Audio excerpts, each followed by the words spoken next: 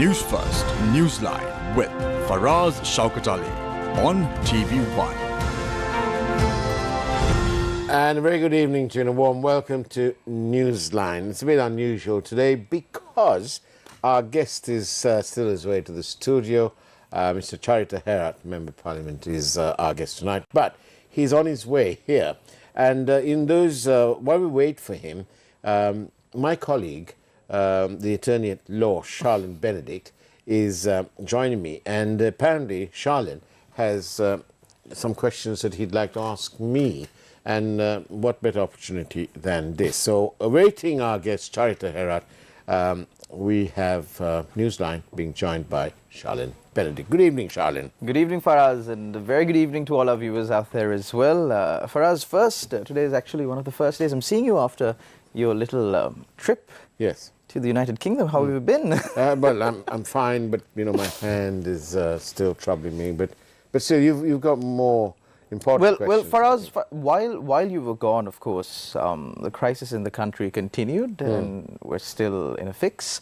But some concerning news, or at least I'll say befuddling news that I heard today was that the moon landing of India, or the soft landing. Yes, that was wonderful. It was quite amazing because India has just become the fourth country to have a landing on the moon, right after the United States, Russia, and China. And the fact that they're our neighbors, of course, is also an added benefit. And to see India achieving this feat, given the crisis that they were in the 90s, is, of course, at least bringing some hope to Sri Lanka. But then, when I was scrolling through the news feed, what I saw was that, and I believe that this was reported on our news today as well, we too in Sri Lanka actually were involved in sending a satellite into space just maybe a decade ago, maybe? Yes. Or 5 years ago. But as to if or not that satellite really went up into space and what happened to the money on that is a different question entirely.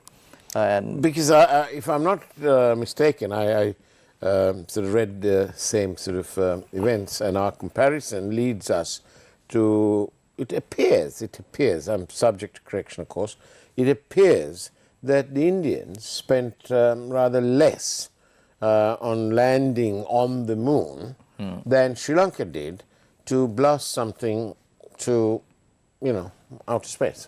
I think just a few... maybe a few million here and there. Sri Lanka spent about 320 million USD on the Supreme Set, and India spent about 120 million for the soft landing on the south side of the moon. We didn't get anywhere close to the moon. Well, not that I know of, at least, Faraz. I think there have been many queries being made. But Charlene, you're recently qualified attorney, and you're very much representative of the youth of our country, then the new Sri Lankan, if you like. Professional, with a sound education, and with aspirations that would be no different from any young person in the West or in any emerging economy. But don't you, as a member of this youth, and therefore our future, don't you cringe when we've just gone through this? It's like $200 million more than what our neighbors spent. $200 million is it's not chicken feed. It's substantial. For a country with per capita GDP, at the time that they did that supreme whatever thing it was, our GDP was not even 4,000. I mean, Faraz, I think for the longest time people were kind of numbed to these kind of issues, but I believe with what has happened to Sri Lanka and the crisis that we're in, I think it's really opened the eyes of people, and I do strongly believe that, especially the youth of this country, are you guys concerned? Now, definitely we're concerned, and I strongly believe that the youth right now in the country are not going to turn a blind eye to this. They're not going to be numbed by what's happening and give in to the excuse that, all of these politicians are the same. No, we will continue our pursuit to find leaders who are appropriate leaders who can bring Sri Lanka to the position that it can be, which is a developed country. Sharon Benedict, thank you very much for those thoughts and for that upfront and open answer. It's now time for a break, and we'll be joined after the break by Mr. Charitha Herath.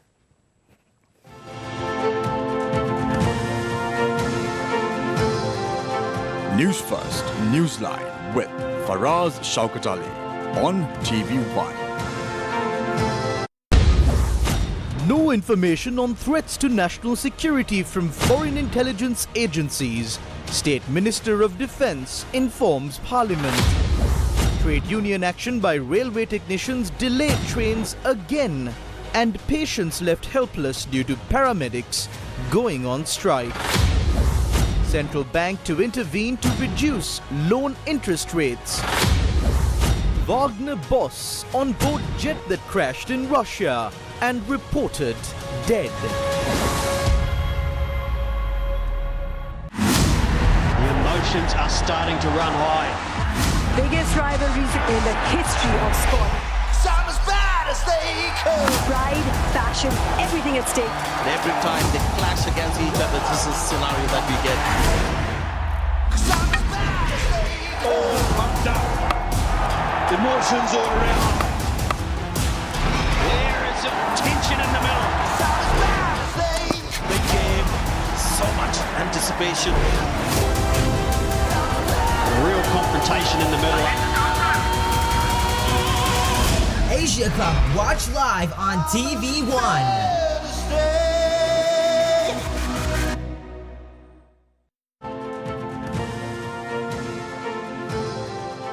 Newsfirst, Newsline with Faraz Shaukat Ali on TV1.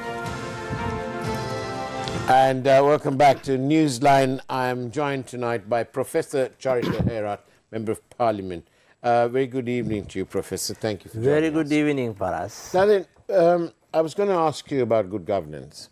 Do you feel, I get the feeling, that the people of our country, the sovereign people of our country, are continuously misled about good governance? They're promised and it never works out.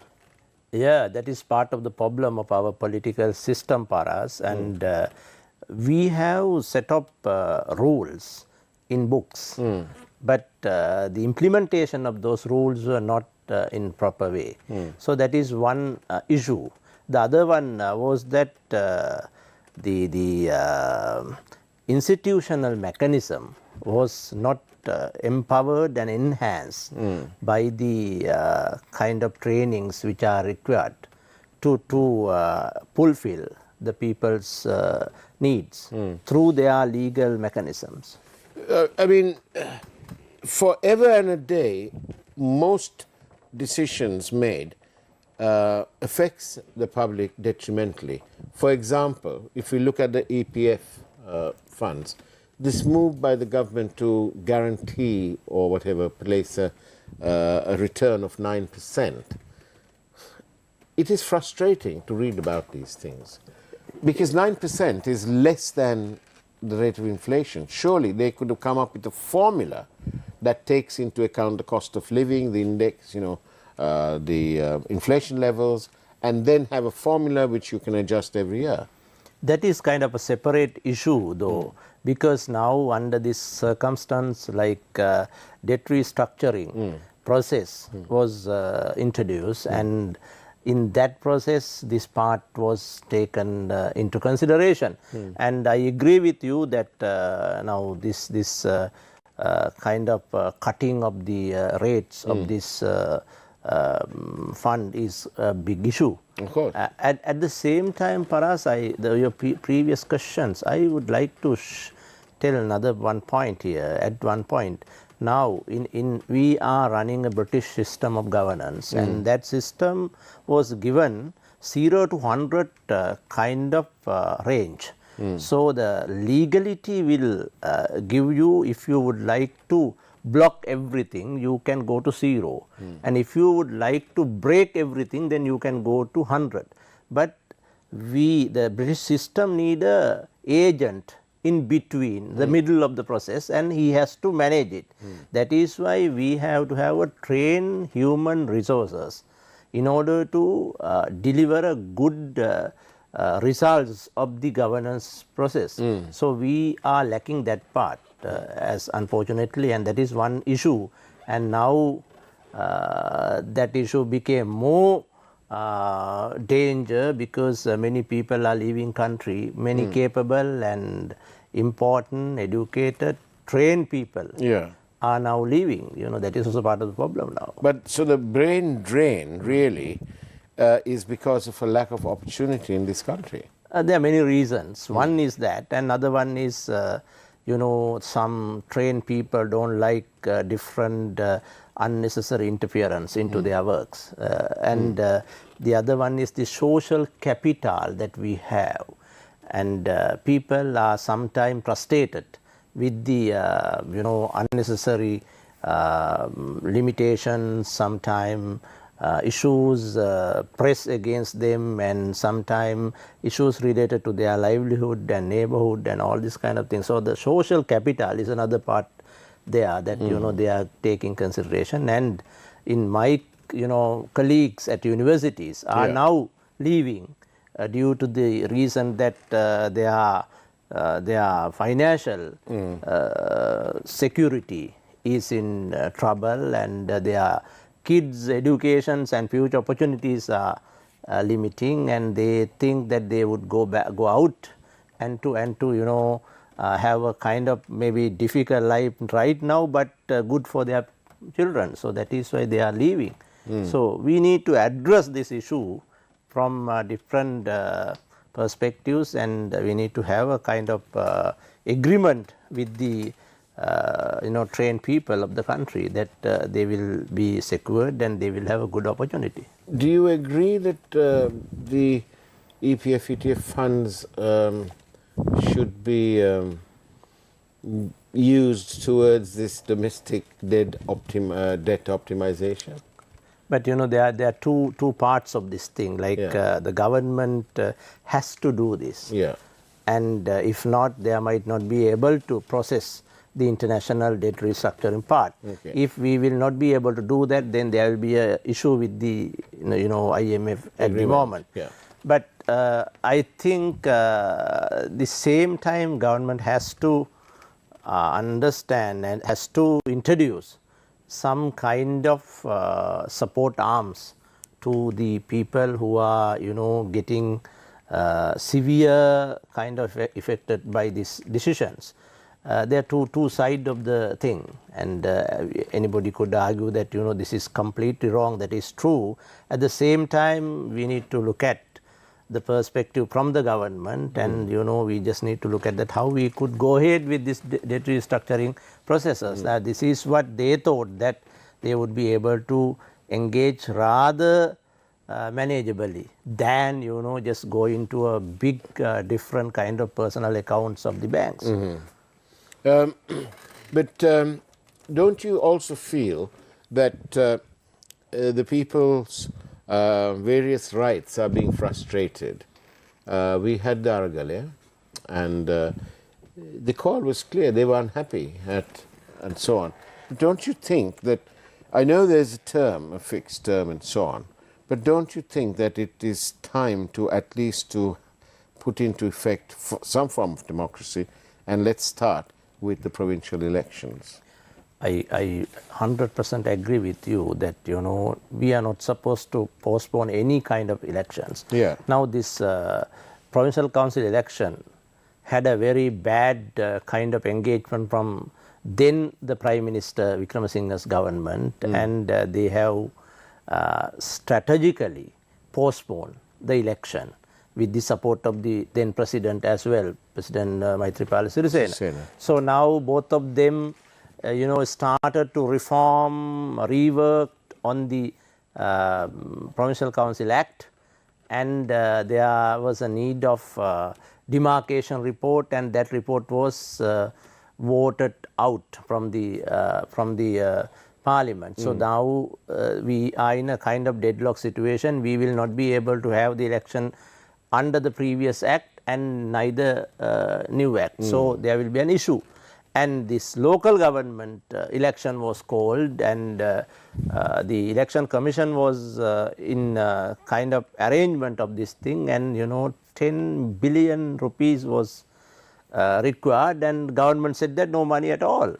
So like that is completely new to our system of democracy, and we never had that kind of answer from the finance ministry to the election commission. I wonder if the book on parliamentary procedure, Erskine and May, I wonder if that has any reference to what the government is claiming. No, like I mean this government wanted to adamantly block to have an election in that village level.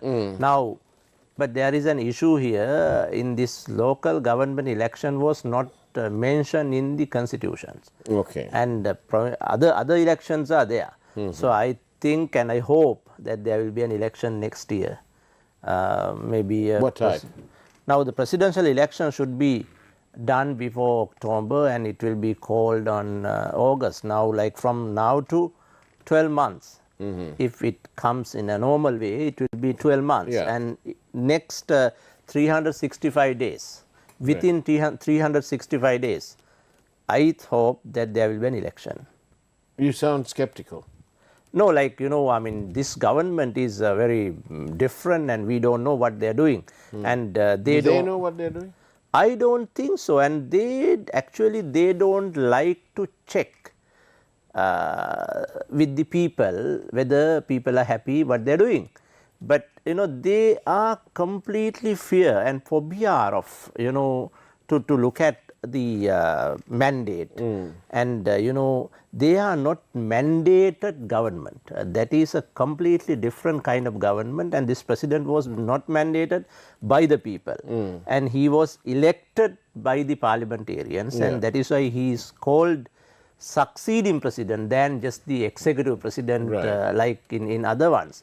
So now he is not willing to, and it seems that he doesn't like to get the kind of people's positions checked, and that is a big issue here. Is that because he's not really been successful in resolving the crisis? Well, I don't know actually what is his feelings, and I think it seems he's trying to put into different kind of tactics to get people's support. And now have you seen that the 13th Amendment issue? It was not an issue at all, and it was introduced here 34 years back, and it was in some part of the country it was successful, some part was not. But this president all of a sudden started to discuss and debate to introduce that like an Archimedes, that he wanted to show that this is a new thing that I would like to share, that which was there for the last 34 years. And only these police powers and land powers are two different important factors which are not implemented as the way that it was mentioned in the Act.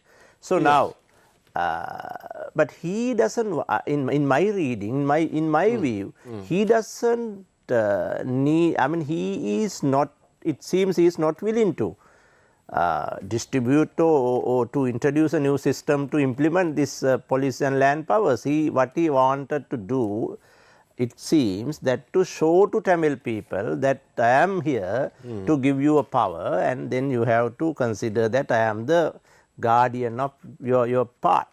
At the same time, he is saying to the MPs of SLPP that half of you don't have